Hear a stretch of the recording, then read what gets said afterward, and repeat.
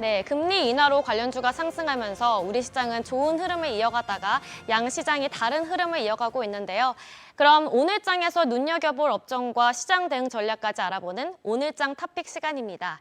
오늘은 SBS 비즈 오스타 이동우 전문가 전화 연결되어 있습니다. 안녕하세요. 네, 안녕하세요.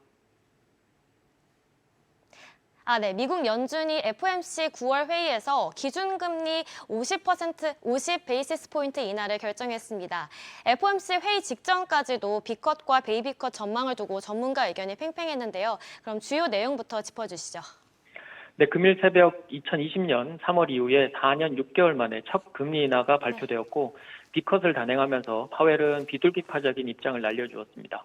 FOMC 회의 발표 하루 전까지만 하더라도 점도표상의 B컷에 대한 가능성이 67%까지 올랐고, 올해 3번의 금리 인하가 예상되고 있었으나 결국은 이제 절반만 맞은 셈이었습니다. B컷은 예상대로였고, 점도표상에 이제 2번의 추가 금리 인하가 예상된다는 것으로 조금 수정이 되었습니다. 파월 의장의 멘트에서 완전한 승리보다는 일부의 자신감만 좀 보인 점은 시장으로서는 좀 실망감을 보인 것 같은데요.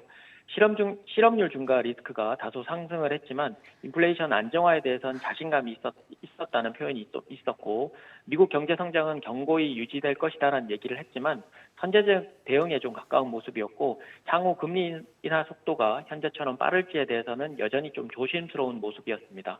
결국 주식시장도 FOMC 발표 이전 상승했던 미국 증시도 추가적인 상승세에 대한 방향 제시보다는 장기 차익 실현 매물과 경기 둔화 우려가 부각되면서 소폭 약세로 마감이 되었습니다. 네, 금리 인하가 결정되면서 관련 수혜주로도 관심이 쏠리고 있는데요. 그럼 눈여겨볼 만한 섹터와 종목도 함께 꼽아주시죠. 네, 대표적으로는 바이오 제약과 신재생 에너지를 꼽을 수 있는데요.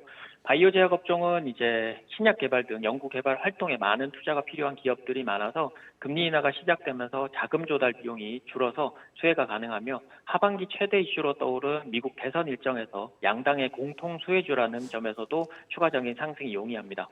대표적인 종목으로는 삼성바이오로직스인데요.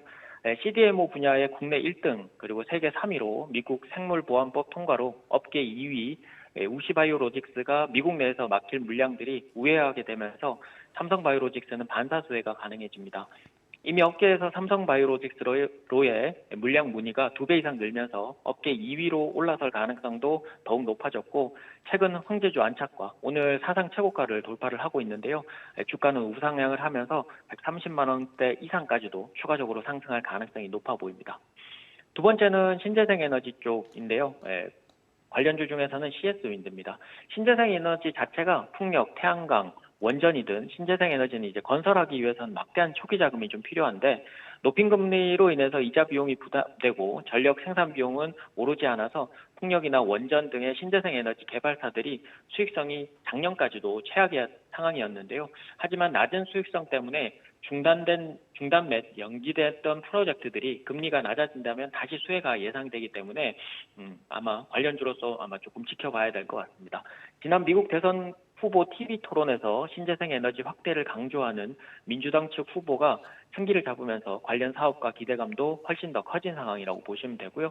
관련주 중에서 탑픽은 CS윈드입니다. 풍력타워 생산 및 풍력타워 부품 생산과 해상풍력 하부 구조물 생산을 하고 있고, 유럽이나 미국, 아시아 등의 전 세계 시장에서 육상 및 해상 풍력타워를 공급하고 있습니다.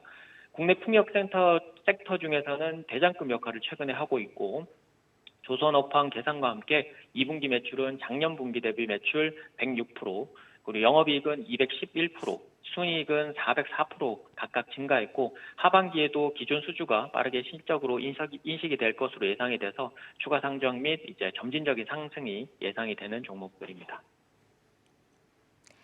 네, 미국 연준의 B컷 단행에도 뉴욕 증시는 약세를 보였는데요. 그럼 앞으로의 시장 전망과 함께 대응 전략까지 세워주시죠. 당장 FOMC 발표 전에 시장의 위치가 미국 시장의 위치가 이미 기대감을 선반영한 부분이 있어서 어떤 금리 인하에도 기본적으로는 일시적인 흔들림 그리고 단기 차익 실현은 좀 불가피해 보였다라고 보여지고요. 하지만 중장기적으로 좀 긍정적인 스탠스도 있습니다. 2019년에 금리 인하를 사이클을 처음 시작할 시에는 0.25%를 내리고 시장이 며칠 조정을 받은 후에 추세 상승을 다시 전환했었고요. 8월과 9월 시장에서는 글로벌 큰손들의 포트 조정이 어느 정도 이루어졌기 때문에 오히려 FOMC 이후에 당분간 큰 변동성을 만들 수 있는 요소는 없을 것으로 보입니다. 또한 경기 개선 기대감이 커질 수 있어서 긍정적이지만 당장은 인플레이션보다는 실업률이 주요 이슈로 떠오르면서 비컷에 대한 효과를 확인하려는 시간이 필요할 듯해서 좋은 말로는 뭐 건강한 조정, 그리고 나쁜 말로는 이제 터프한 조정도 한두 번 정도는 염두에 두시는 게 좋을 것 같고요. 이제는 금리 인하 시대가 다시 열리면서 조금 더 증시 유동성 확대에 기대감을 가지시면 되시고, 정상화되는 과정 속에서 조금 더 큰 상승이 나온다 싶으면 이제 현금 확보, 그리고 다시 흔들릴 때 주식시장에 다시 진입을 하시는 그 시장의 답답함 속에서 거기에 맞는 대응을 준비하시면 좋을 것 같습니다. 네, 전문가님 오늘 말씀 고맙습니다. 그럼 지금까지 업종과 대응 전략 살펴봤습니다.